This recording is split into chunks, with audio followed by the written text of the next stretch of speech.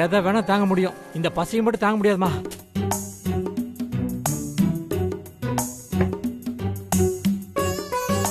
அந்த ஹோட்டல்காரன் வேற எப்ப ஆர்டர் பண்ணது எப்ப கொண்டு வந்து கொடுக்குறான் பாரு. அதான் வந்துருச்சுல்ல, மூடிக்கிட்டு சாப்பிடு. வாயை மூடிட்டு எப்படிமா சாப்பிடுறது? தின்னு தொலையா. சரி, சாப்பிடும் போது எதுக்கு வள வளன்னு பேச்சு? சாப்பிடுங்க.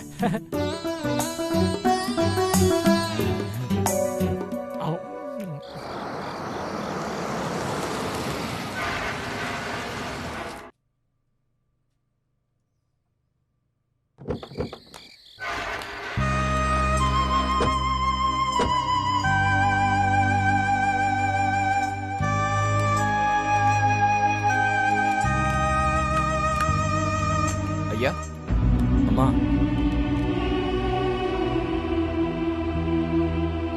அம்மா சத்யாம்மா எப்படி இருக்காங்க? எதுவாக இருந்தாலும் நாளைக்கு காலையில் தான் சொல்ல முடியும், டாக்டர் சொல்லிட்டாங்க.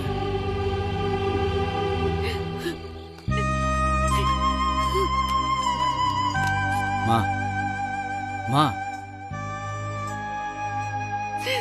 அழாதீங்கம்மா, சத்யாவுக்கு ஒன்றும் ஆகாது. நீ சொல்ற மாதிரி டாக்டர் ஏதாவது சொல்லியிருந்தாருன்னா நான் தைரியமா இருந்திருப்பேன்பா. ஆனா அவர் ஏதோ கெடு வைக்கிற மாதிரி எல்லாம் சொல்லிட்டு போனாரு.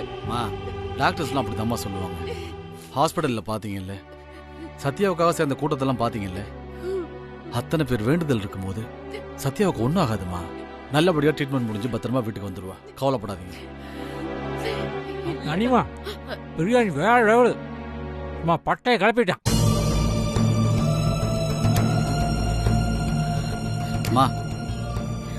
வேணாமா, அவங்கள பத்தி தான் தெரியும் இல்ல, எதுவும் பேச வேணாம், பேசாம இருக்குமா. மத்த நேரமா இருந்தா பரவாயில்ல, தெரிந்தாத ஜென்மங்கன்னு நான் சும்மா விட்டுருப்பேன். ஆனா இப்ப என்னால முடியாது.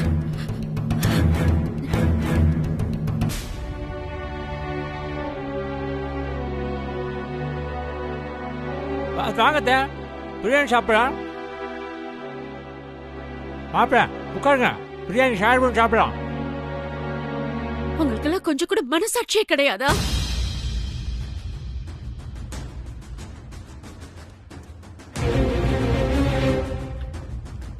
அங்க ஒரு ஜீவன் உயிருக்கு போராடிட்டு இருக்கு, அதை பத்தி எந்த கவலையும் இல்லாம எப்படி உங்களால இப்படி எல்லாம் இருக்க முடியுது?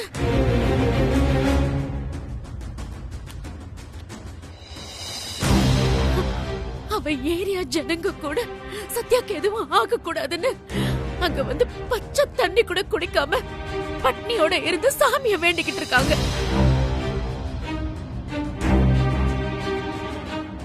நீங்க என்னடானா ஈவி இறக்கம் இல்லாத ராட்சசங்க மாதிரி பிரியாணி ஆர்டர் பண்ணி சாப்பிட்டு இருக்கீங்களா?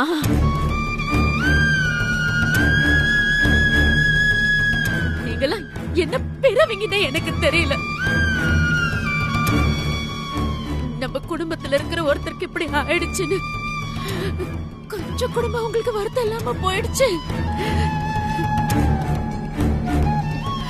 நீங்கெல்லாம் எவ்வளவு அவளுக்கு கெடுதல் பண்ணி இருந்தாலும் அது எல்லாத்தையும் மறந்துட்டு உங்களுக்கு அவன் நல்லது தானே பண்ணா.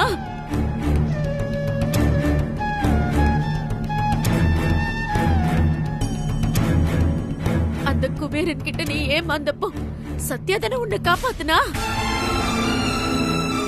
அந்த நன்றி கொஞ்சமாவது உங்களுக்கு இருந்திருக்கலாமே. நீங்களா என்ன மாதிரி ஜென்மங்களும் எனக்கு தெரியல.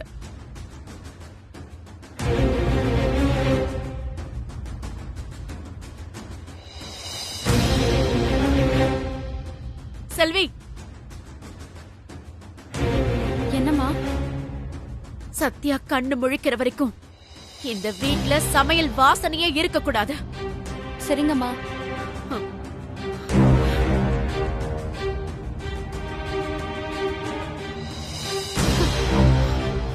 மாப்பிள்ள, உங்க அம்மா என்ன இப்படி சொல்லிட்டு போறாங்க?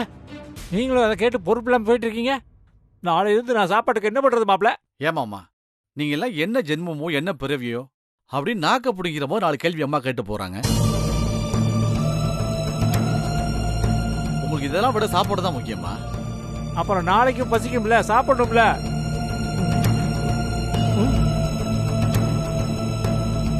எப்படிதான் உங்களுக்குலாம் ஜீரணிக்க போதோ தெரியல. ஜீரணிக்கலைன்னா ஜெலிசில் போட்டுக்குவேன்.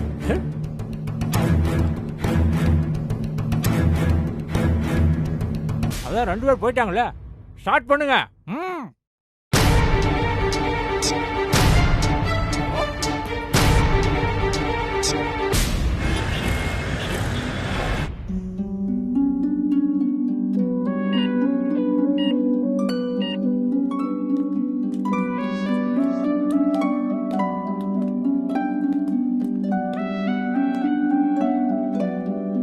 சத்தம் போடாம வந்த வேலையை முடிச்சுட்டு இங்கிருந்து சைலண்டா போயிடணும். ம், வாங்க. ம்.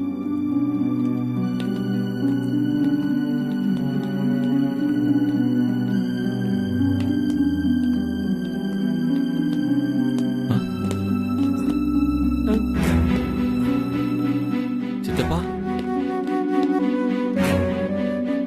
என்ன சித்தப்பா, இப்பதான் 3 பேரும் வீட்டுக்கு கிளம்புனீங்க, அதுக்குள்ள வந்துட்டீங்க.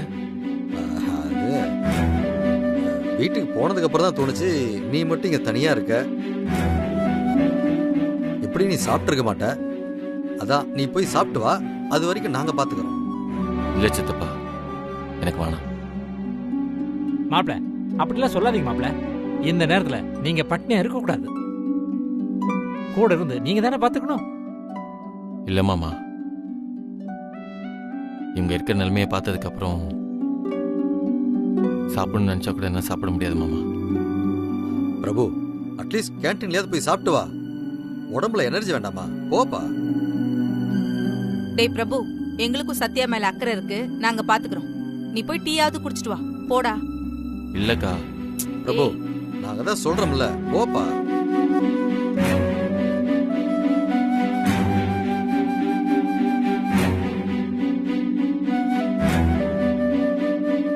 சரி பாத்துக்கோங்க. ம்.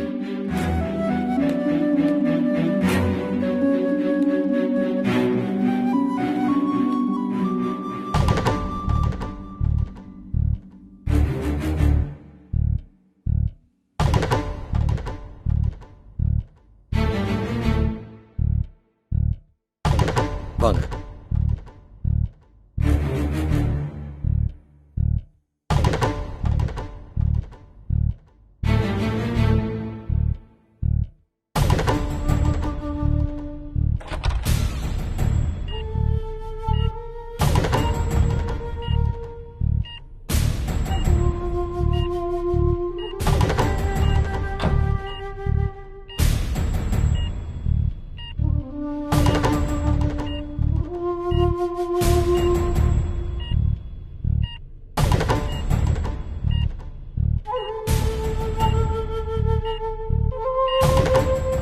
என்ன ஆட்டம் போட்ட, அதான் மொத்தமா அடக்க போறோம்.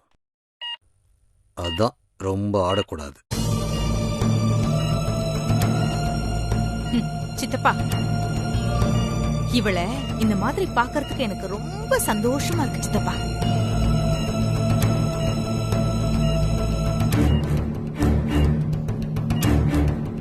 இவ கண்ணு முழிச்சு வந்துடவே கூடாது. ஆமா மாமா, இவளை கொன்னுடலாம். ஆமா, இவளை கொன்றலாம். எனக்கு அதான் தோணுது. இனி நம்ம குடும்பத்துக்குள்ள இந்த குப்பம் வரவே கூடாது.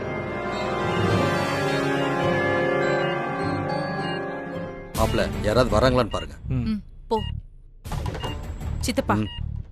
நீங்க இவளோட காலை பிடிச்சுக்கோங்க. ஏன் கையால தான் இவ சாகணும்.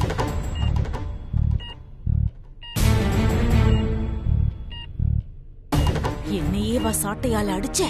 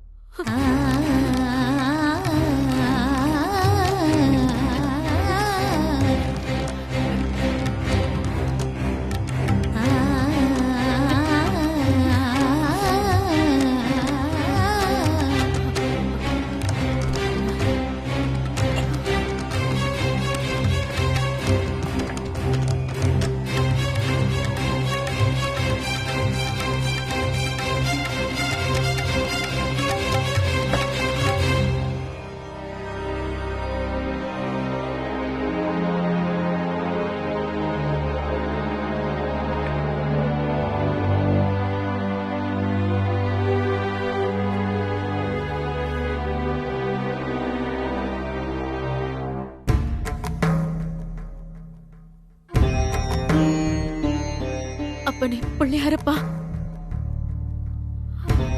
முருகா, ஏன் இவ்வளவு ஒரு மோசமான கனவு எனக்கு வந்துச்சு?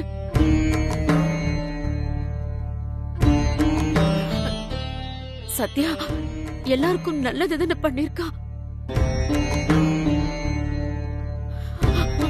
அவளுக்கு எதுவும் ஆகக்கூடாது. அவ நல்லபடியா பொழிச்சு வரணும். உனக்கு ஒரு உயிரை எடுத்துதான் ஆகணும்னா ஏன் உயிரை எடுத்துக்கோ. நான் வாழ்ந்து முடிச்சிட்டேன். ஆனா அந்த பொண்ணு இன்னும் வாழவே ஆரம்பிக்கல. அவளுக்கு உயிர் பிச்சை கொடு.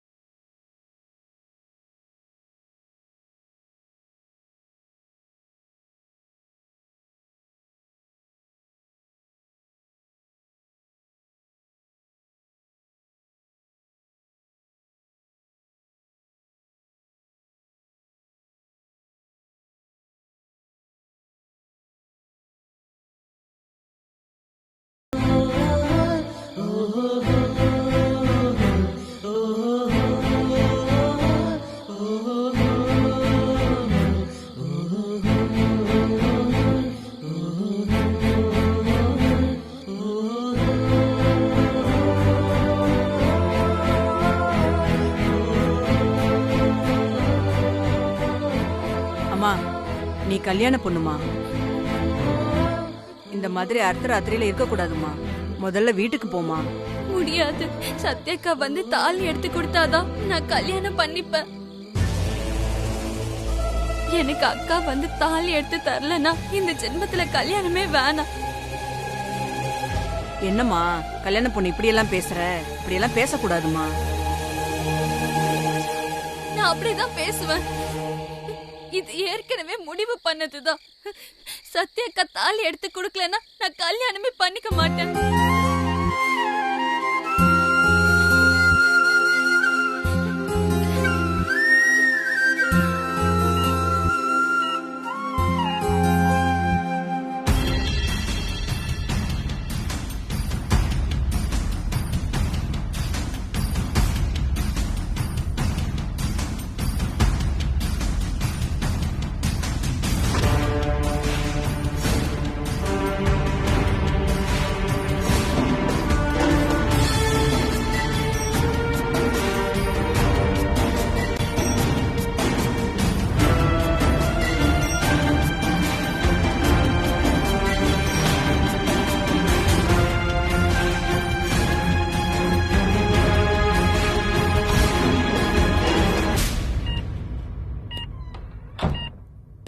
எக்ஸ்கியூஸ் மீ, பேஷண்ட்டை கொஞ்சம் செக் பண்ணோம். நீங்கள் வெளியே இருங்க.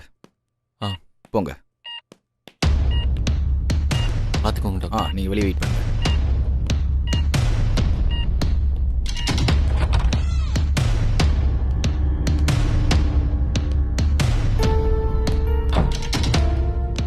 மாப்பிள சிஸ்டருக்கு எப்படி இருக்கு? டாக்டர் தான் பார்த்து சொல்லணும்.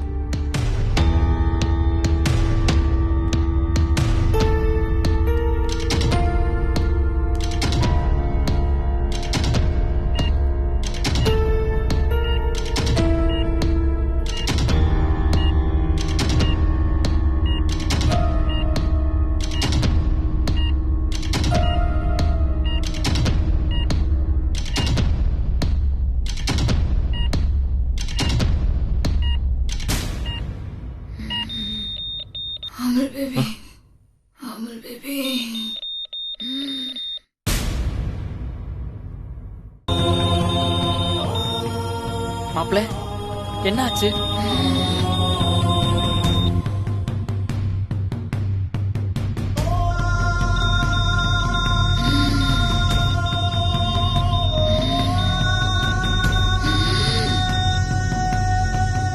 ரவுடி பேபி கூட்டமா இருந்துச்சு.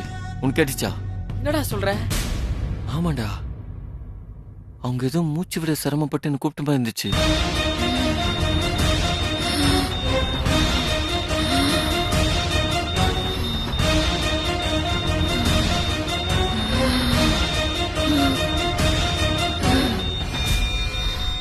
நீரு வந்துடுறேன்.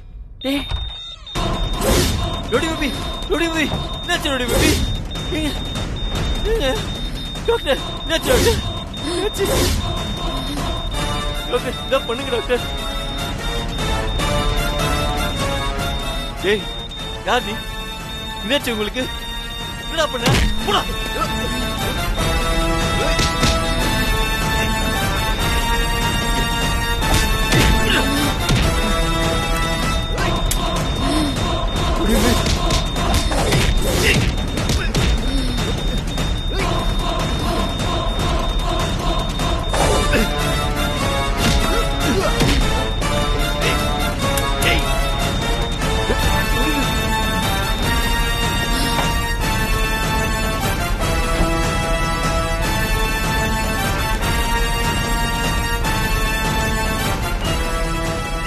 உங்களுக்கு ஒண்ணும் இல்லை.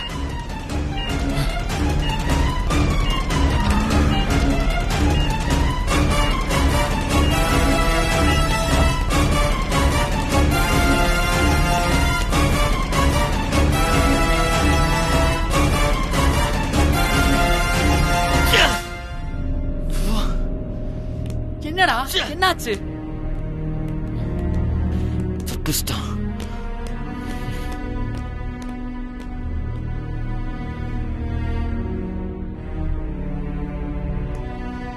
மாப்பிள என்னடா ஆச்சு?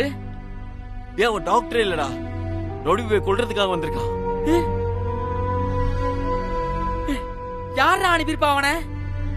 தெரியலடா.